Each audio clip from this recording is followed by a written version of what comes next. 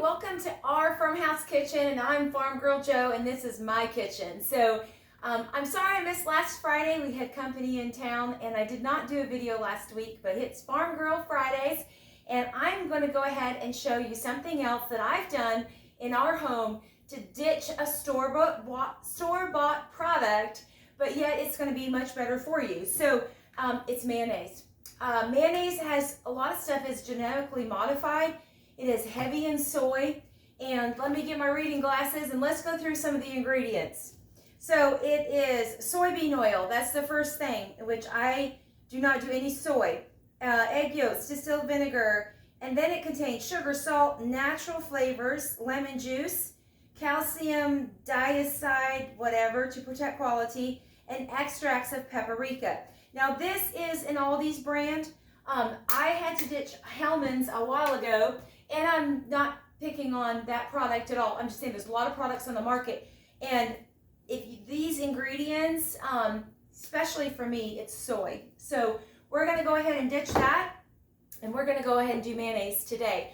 Now I'm going to go through how to make it.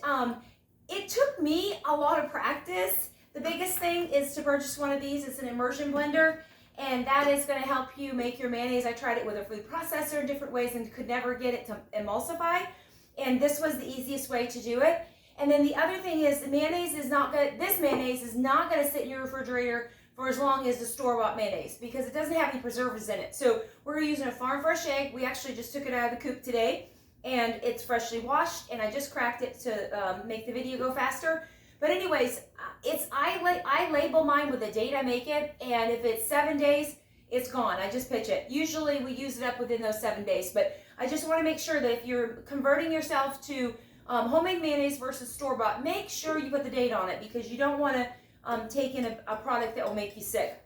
And it's the eggs that will actually go bad. So not so much anything else that's in here. But I use it within 7 days. If it's not used, it's tossed out into the compost. So let's get started. The first thing is a farm fresh egg, and I love how rich that is. Look at that. Look how rich that yolk is.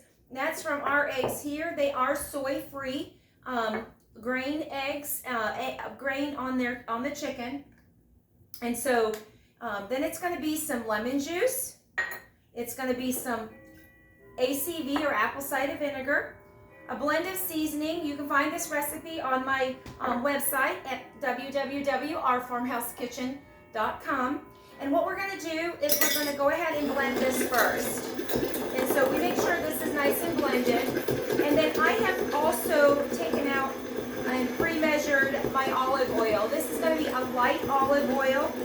It is actually the only oil that I purchase. Everything else comes from rendering fat from the animals that we raise.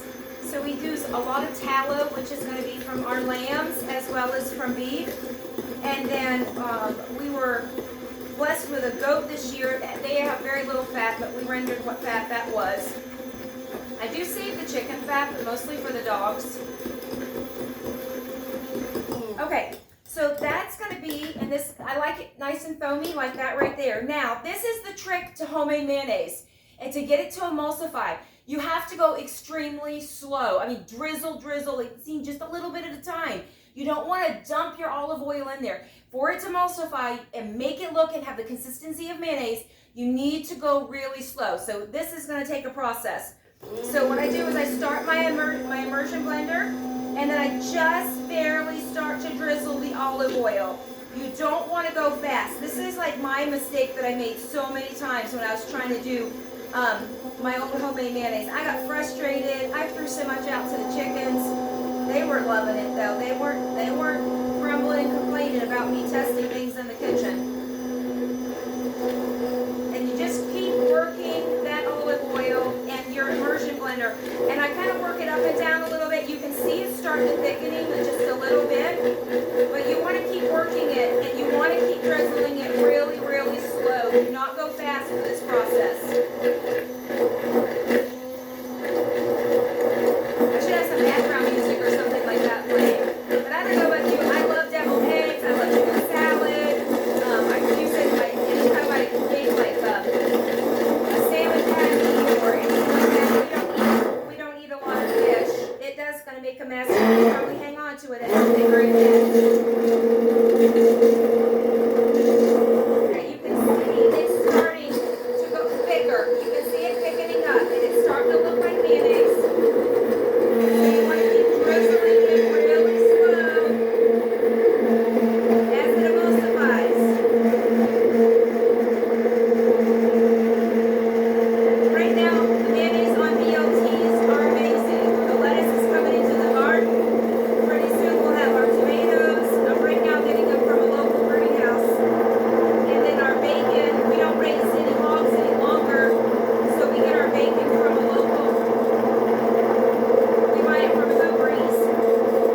And we've also bought it from Lono Farms. They raise their hogs there too, so it's very yummy to get local bacon. But a yummy BLT on our sourdough, you can't beat a better meal. All right, we're just about there. We're just about done. And again, this is 1 cup of olive oil. And we are there. So you can see how that thickens right up.